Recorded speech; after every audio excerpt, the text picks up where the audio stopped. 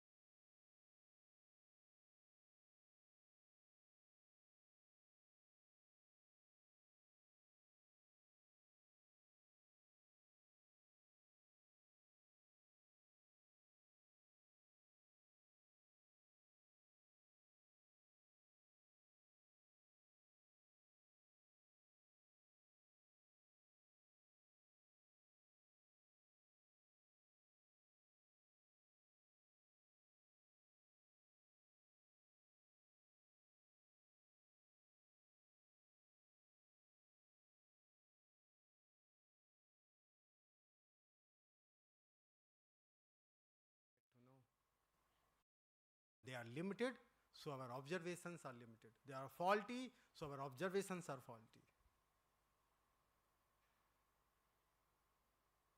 We cannot see everything with the eyes. And with the same eyes, we design telescope. With the same eyes, we design microscopes. With the help of this eye, which has so many limitations and so many faults. So how the product of this eye, which is faulty and which is limited, can be perfect and without limit?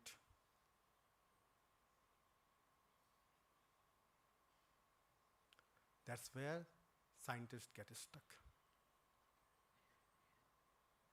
And that's where the significance of scriptures come into place.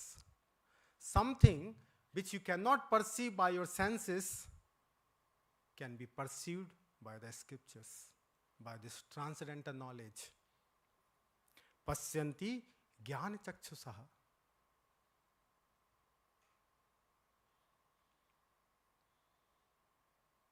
Because this knowledge is absolute. This knowledge is perfect. This knowledge is beyond limits. Whereas what scientists can tell us is limited, because the senses are limited, their observations is limited and imperfect. That's why the new scientist comes and he says, no, whatever the previous scientist said is wrong. And this keeps happening after every 50, 100 years.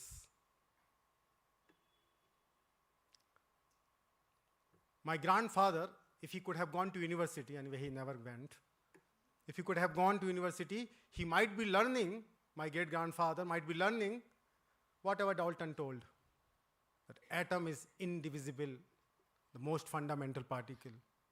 But I didn't learn the same thing. I learned something else. No, there are subatomic particles, electron, proton, neutron. Now next generation are learning something else. They are learning, there are subatomic particles. They are learning about quarks. Future generation will be learning about string theories. And I don't know what else theory will come. What else they will be learning. And they will be telling me, after some 3 generation, if they happen to meet us, they will tell whatever you learnt is wrong. Most probably, yes, they will say like this. If I happen to meet my great-grandfather, I will say whatever you learnt from Dalton is wrong. But whatever the fortunate souls have learnt from the scriptures billions of years back is absolute today and in the past and even in the future. It's not changing. That's why it's called absolute knowledge. It's not relative. Relative in perspective of time or in perspective of different places. It doesn't change. It always remains the truth.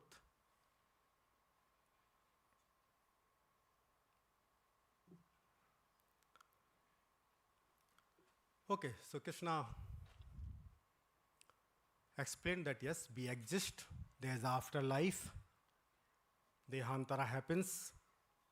Only problem is, Moodas cannot see it, but Gyan Chaksusa can see. Okay, so there may be afterlife, but what kind of afterlife? We just pass on, we just pass away, or we come back, or we pass away where we go, or we take a U-turn and come back. That is still the question. Anyway, Krishna will explain everything. Bhagavad Gita is called complete knowledge because it explains. There's no loopholes. So there are two words used in Bhagavad Gita: abrittim and anabrittim. Abrittim means after you pass away, you come back. Abrittim comes. Anabrittim will not come back. So there are two possibilities. You may come back or you may not come back. What Parikshit Maharaj is trying to do is how not to come back. And what most of the people in this world is trying to do is how to come back.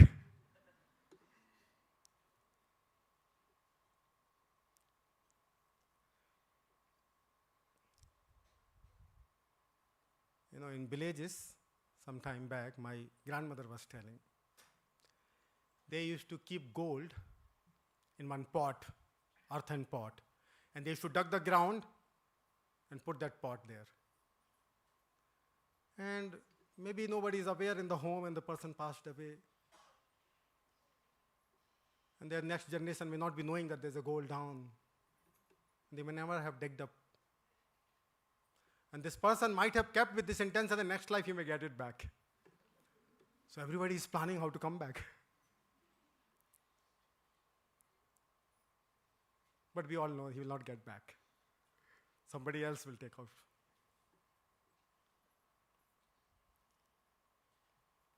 So let's understand what is anabritti and what is abritti. In what situation somebody can come back and what situation somebody doesn't come back.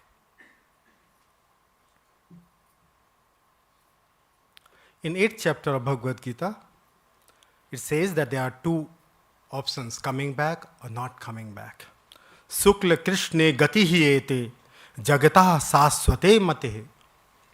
Ekaya means the first option. Ekaya yati anabrittim. The first option, the first process is you will not come back. Anabrittim. Anaya means the second one, the other one. Avartehe punaha, you will again come back. So there are two processes or two paths. The first one, which makes sure that you don't come back. Another one, which makes sure that you come back.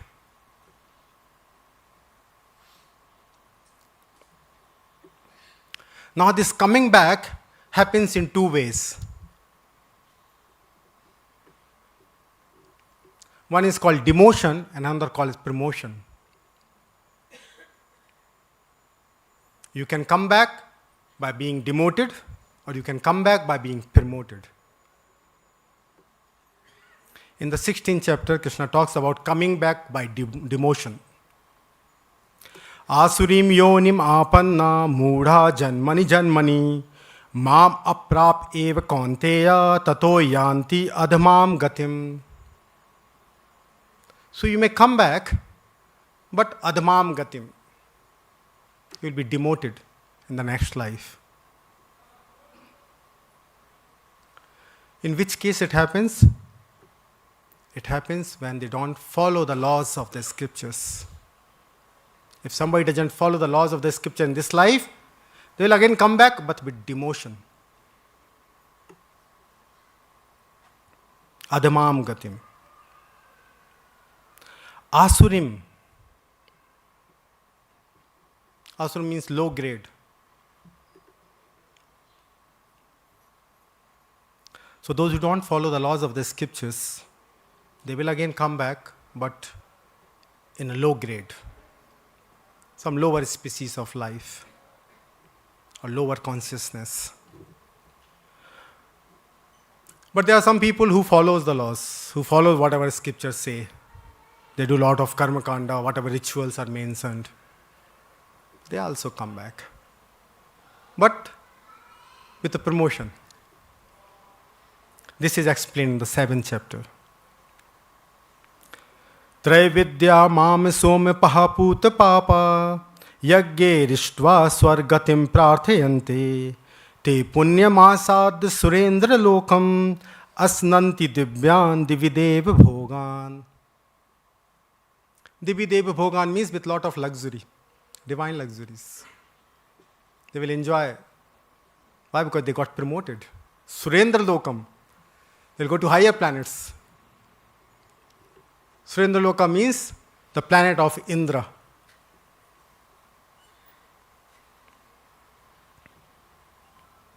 How? By following the instructions of the scriptures. Because scriptures also gives the instructions to the people who want to come back and enjoy. Because there are so many people who want to come back and enjoy. So scriptures give those do's and don'ts, and that is called karma kanda. So they will enjoy in a higher planet, higher level of comforts. So this is the two examples of abritti, coming back.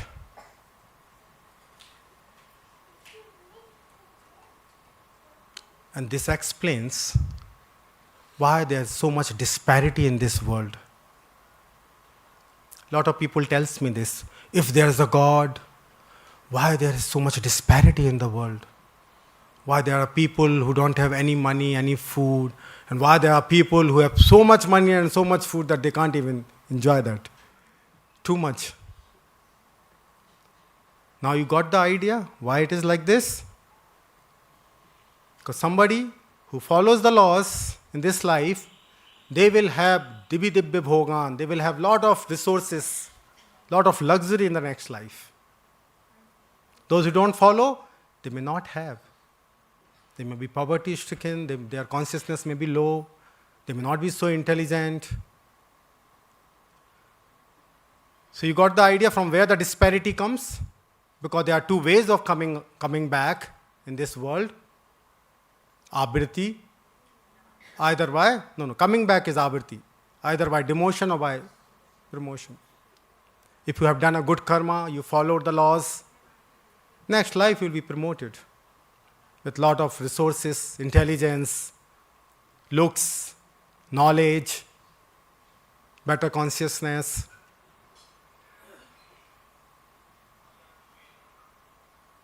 Or somebody may not get those resources. So disparity is because what we have done in our past life. God should not be blamed for it. But what people do? They say, where is God? There are so many people dying because of so many sicknesses, critical illness. Where is God? God is the one who made the system. You want to get demoted? You can get demoted. He made the law of karma. And He gave a free will to the living entities. Yatha ichchasi tatha kuru. Whatever you want to do, you do. Law of karma will take care. So people come back with different kind of backgrounds. And that's why there's a disparity in this world. So who should be blamed for it? The living entity himself and not the Lord. Now the second option, the second path is called anabritti. Means you will not come back. In what situation a person will not come back? Any idea? Yes. If somebody is doing karma, he will be promoted.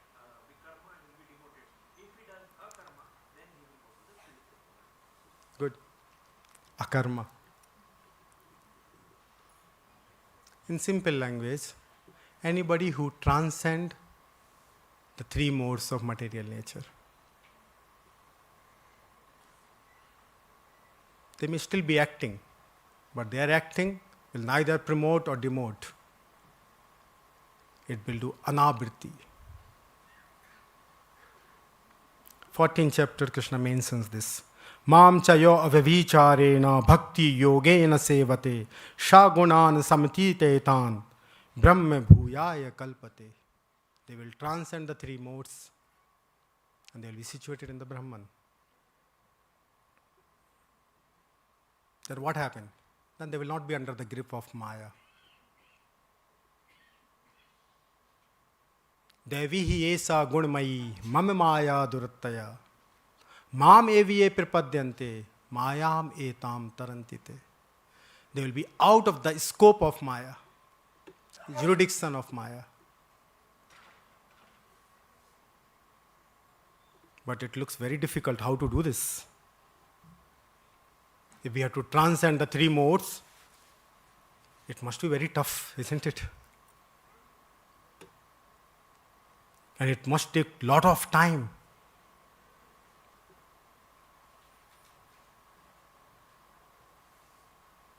You have to read so many Vedas, you have to do so many yajnas, lot of tapasya. But Krishna says no, not really. Krishna says, Vedesu yajnesu tapesu chaiva danesu yat punna phalam pradishtam atteti tat sarvam idam viditva yogi param sthanam upeti chadyam. If somebody becomes a yogi, then he will get the result of all these things by default. You need not to study the Vedas, no need to perform the yajnas or execute tapasya, austerity. Just because they become a yogi, they get all these results, plus they get paramsthanam, the ultimate destination. Paramsthanam upeti chadyam. Now, how to become a yogi? Becoming a yogi must be very tough and must take a lot of time. Krishna says no. Who is yogi? Krishna explains who is yogi. Because what image of the yogi we have is different what Krishna says as a yogi. When we think of a yogi in our mind, what image comes? A person with a skinny body, not eaten from so many months, sitting under a tree, closed eyes, maybe half closed eyes.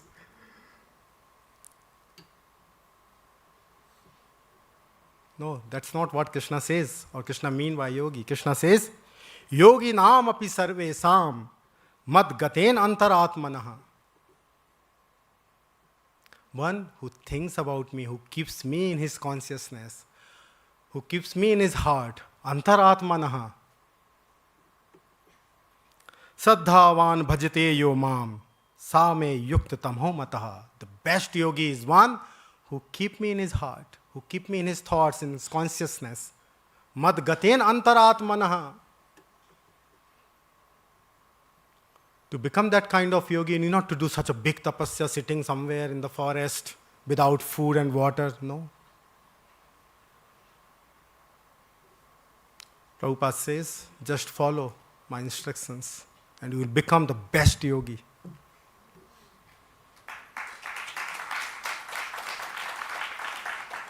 He says, just be Krishna conscious, that's it, you are yogi. Mad gaten antaratmana means Krishna in your consciousness. And you are a best yogi. Yukta tamaho, the best of the yogi. Among all yogi, all different kinds of yogis, you will be the best yogi. Yoginam api sarvesam. Among all different kinds of yogis, yukta tamaho, the best of the yogi. And that is the process Prabhupada has given us, Krishna consciousness.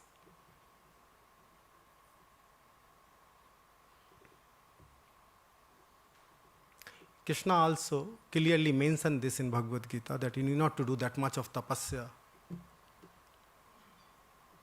Denounce everything, go to the forest, don't eat, don't drink. No need to do all that. In fact, for the people of Kali Yuga, that is not possible. I don't know how many people are going to forest to do tapasya now. How many forests are going to remain in the future? Even if somebody want to do tapasya, they will search out for the forest they don't get. They'll search on Google somewhere.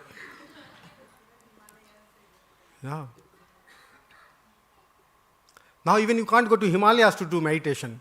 You will be sitting there for meditation, some helicopter will be flying and you get distracted. Very soon they will put mobile towers there. So Krishna says no need to do all that. He says in the 5th chapter, Sanyasastu mahavaho dukkham aptum ayogataha. Those who don't become Krishna conscious, ayogataha, they do all this dukkha. Sanyasastu mahavaho dukkham aptum ayogataha. Yogi yukto, those who become Krishna conscious, who become madgaten antaratmanaha. Yoga yukto munir brahma. Nachirena adhigacchati. It will not take much time. The stories when I was a small baby, my mother used to read some stories. I also, when I grew up, I also used to read some stories in the book. And mostly the stories start like this. Long, long ago. Once upon a time, isn't it? So in Sanskrit, that long, long ago is called Chirkalin. Chirkal means long, long ago. And the word Krishna used here, that if you become Krishna conscious, nachirena, opposite of long, long ago. And very immediately you will get it. What you will get it? Adhigacchati, you will go to that place. Paramisthanam. Nachirena, it will not take long time. This is a guarantee. Krishna's guarantee. News they show Modi's guarantee. This is Krishna's guarantee. Modi cannot give this guarantee. Nobody can give this guarantee. Even Indra cannot give this guarantee. Brahma cannot give this guarantee. Krishna can give this guarantee. He said, Nachirena, immediately.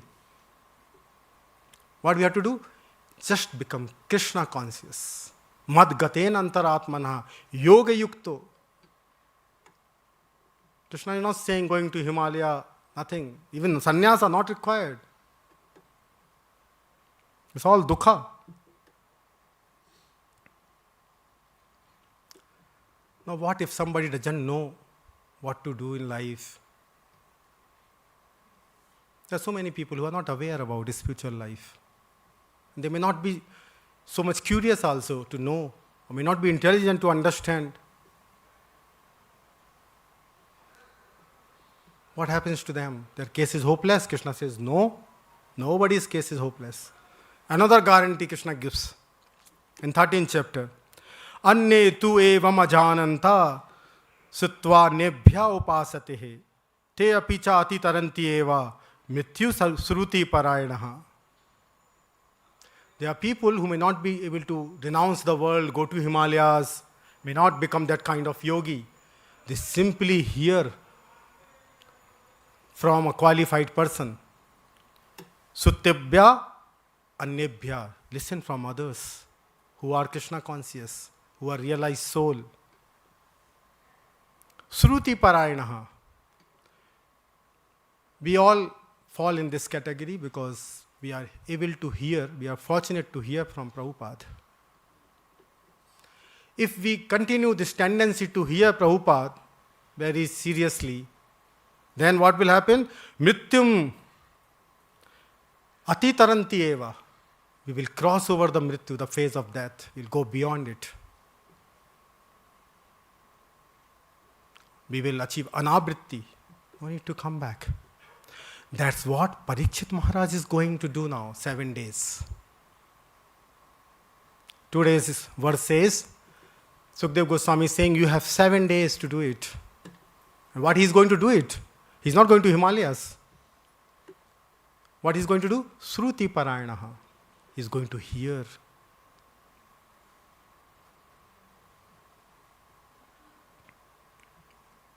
But we should hear with faith. Saddhavan labhte jnanam tat parha samyatindriyaha jnanam labdha param santim acharena digacchati. Again the word acharena. There another sloka which we read before. Nacharena, not too long. Here acharena, very short. The opposite of charena. Just by giving a faithful hearing to what Prabhupada says, what his scripture says, what Krishna says, what Sukdev Goswami says. Acharena, very soon we can go back to Param Sthanam. Acharena Adigacchati.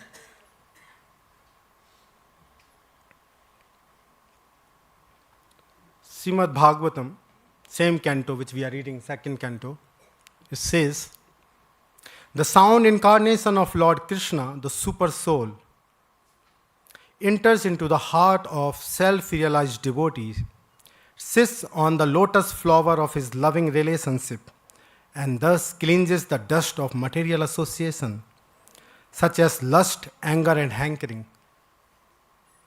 Thus it acts like an autumn rain upon pool of muddy water. So we have seen the ponds with muddy water, but when the rain happens in the autumn season, all the mud settles down and we see crystal clear water. Same effect happens when we hear the sound representation of Krishna. That is Srimad Bhagavatam. So you have an option. Either you can go to Himalayas or forest, or you can just hear Srimad Bhagavatam. Sound representation of Krishna. Which one you will choose? So every day we should hear.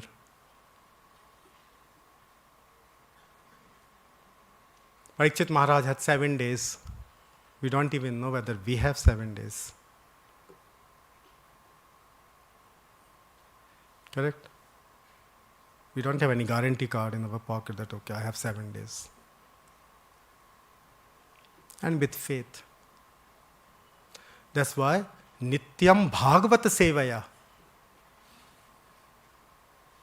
Regularly we should hear the message of Srimad Bhagavatam. Somehow we are fortunate that we came in touch with Prabhupada, a pure devotee, that we are getting the message as it is. There are so many people who might be reading so many scriptures, but they are not getting as it is. We are fortunate. And still if we do not read, we are spoiling this opportunity, which is very rare opportunity.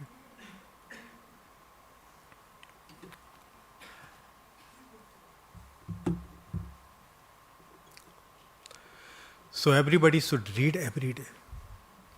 If we don't read, what will happen?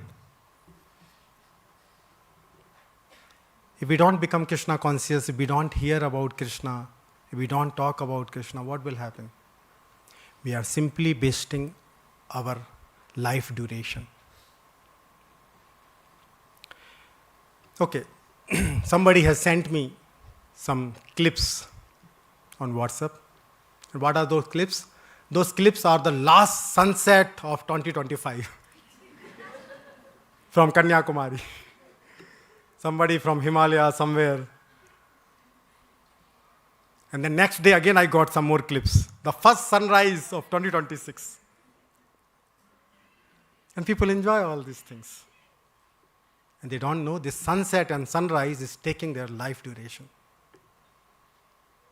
It is mentioned in Bhagavatam. In the same canto, second canto, third chapter, 17th sloka. Ayur harati vai pumsam udayan astam cha yan aso tasrite yat chanonita uttam isloka vartayaha. So without discussing the glories of Uttam Sloka, the Krishna,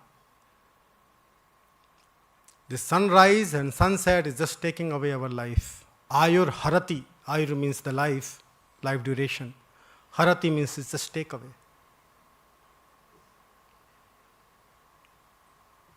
So we are just missing out this opportunity of this rare human life.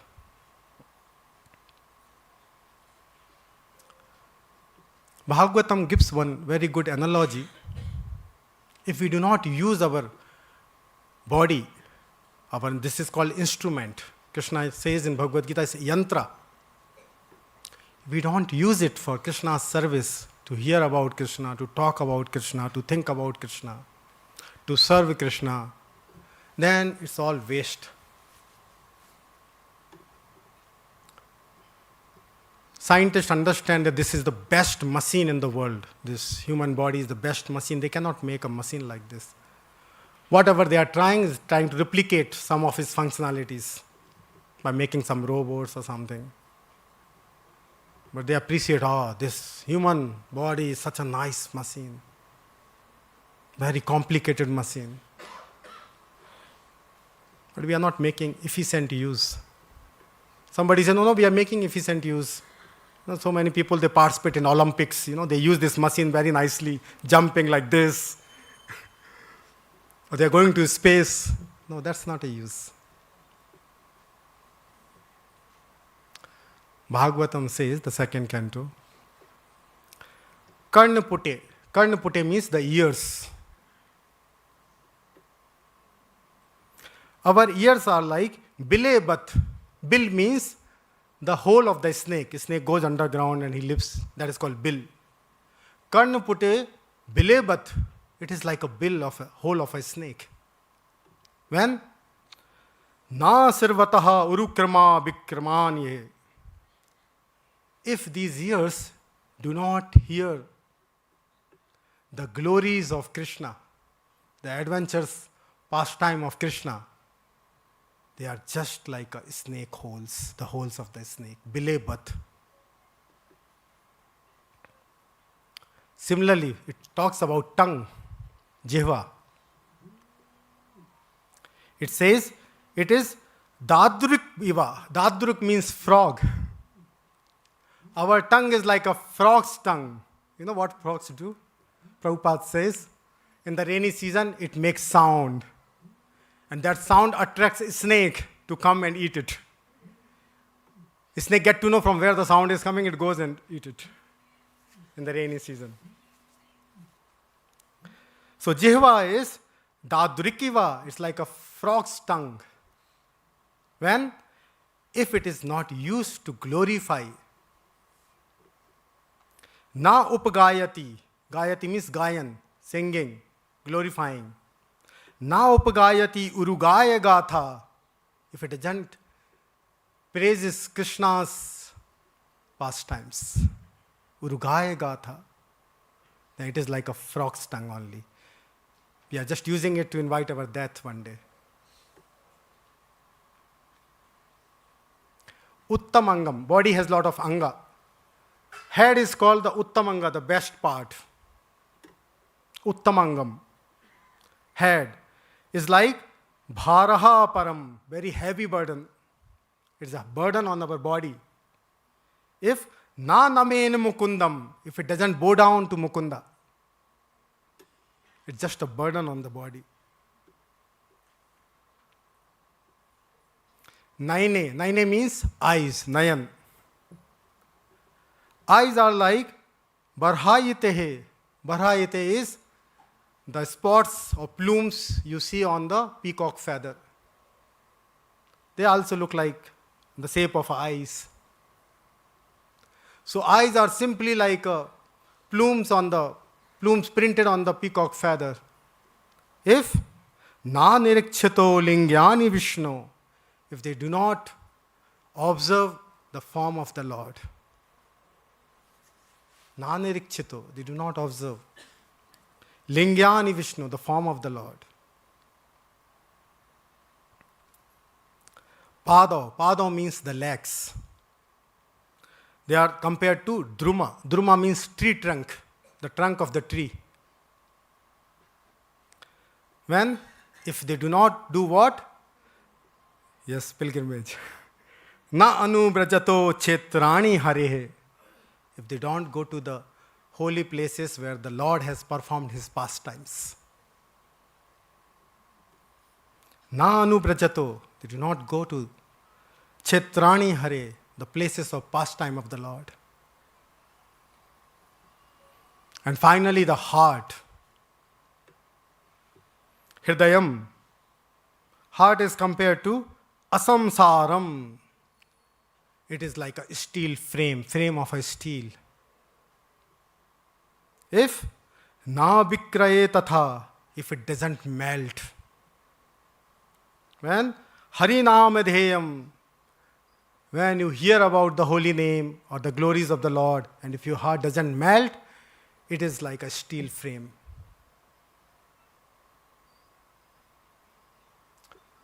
So this new year, 2026, we should make sure that we do justice to this human form of life which we have got. And how to do this? Just do not repeat whatever is mentioned here. Don't.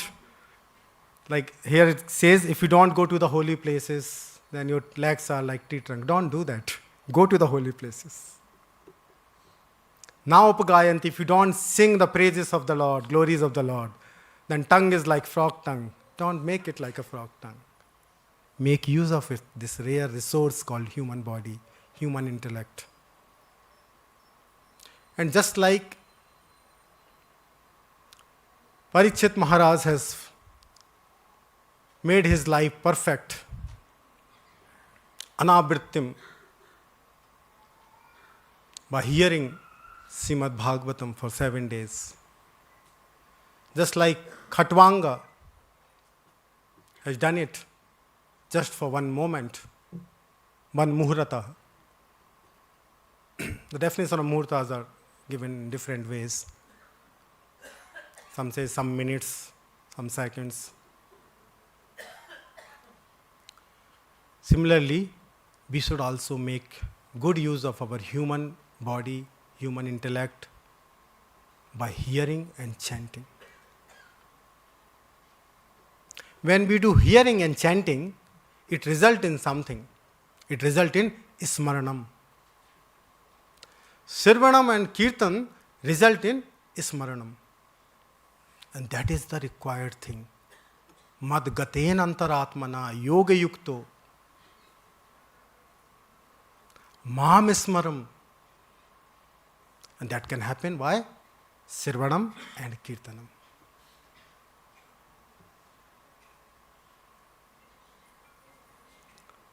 So please do read Bhagavatam, please chant the holy name, associate with devotees, and engage in the service. Whenever you come to temple, please try to use your hands in the service of the Lord. Oh, I think I didn't tell you about the hands. Okay. Karao. Karao means hands. They are like sav. Sav means a dead body. A dead person's hand. If na kurute saparpaya hare, na kurute saparyam hare, if they are not engaged in the service of the Lord, worshipping the Lord. So whenever we come to temple, we make sure, when you are coming to temple, you are doing justice with your legs. You are coming to a place where Lord is glorified. And when you engage in the service, you are doing justice to your hands. When you are hearing Bhagavatam class, you are doing justice to your ears. When you are chanting or preaching to somebody, you are doing justice to your tongue.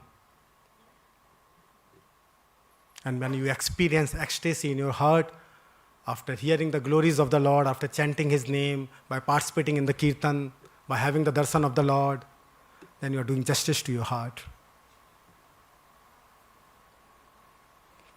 So generally, in New Year, we take resolutions.